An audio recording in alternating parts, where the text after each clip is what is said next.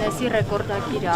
մի քանի անգամ ռեկորդներ է սահմանել, հիմա առաջիկայում էլի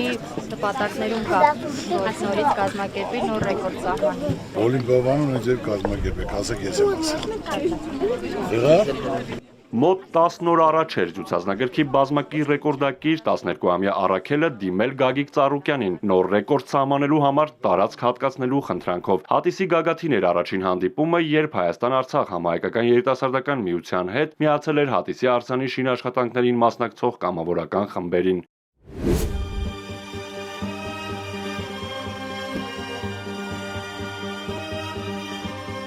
Կարճ ժամանակ անց ցուցազունը Օլիմպիադան մարզաառողջարանային կենտրոնում է ուժային նոր ռեկորդի հետևից։ Արաքելն այստեղ է, որ սահմանի 5-րդ ռեկորդն ու նվիրի այն երգիչ-երգահան ազատամարտիկ Դավիթ Ամալյանի որդուն 44-օրյա պատերազմում անմահացած Վարդան Ամալյանի հիշատակին։ Վարժության անունը բիցեպս է, հայրիկս էլ էր շուտվանից ռեկորդներ անում, հայրիկից եմ ոգեշնչվել եւ որոշեցի, որ ես էլ պետք է ռեկորդներ սահմանեմ ու նվիրեմ մեր հերոս տղաներին։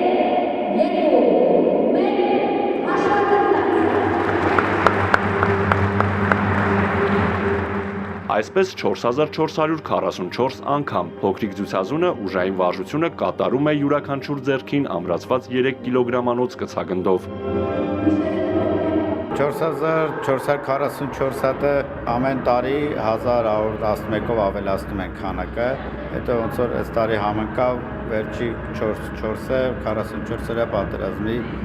հետ որպես խորհրդանիշ դա վերցրեցինք։ Գագիկ Ծառուկյանը իր աջակցությունն է ունեցել այս ռեկորդի կայացման մեջ ամեն հարցում, թե դահլիճի տրամադրությամբ, թե մնացած կազմակերպչական աշխատանքների։ 4444 անգամ այդ թվերը արդեն իսկ խոսուն են, որ հայ ազգը նորից ծնում է ցուցազուններ, որոնց համար անսահմանությունը գոյություն չունի։ Բոլորը շունչները պահած հետևում էին փոքրիկ ցուցազունի ուժային վարժությանը։ Ֆիզիկական պատրաստվածությունից բացի սիրողական բռնցքամարտով զբաղվող Արաքելը նաև մեծ կամքի ուժ դրսևորելով հաղթահարում է փորձությունն ու 40 րոպե 33 վայրկյանում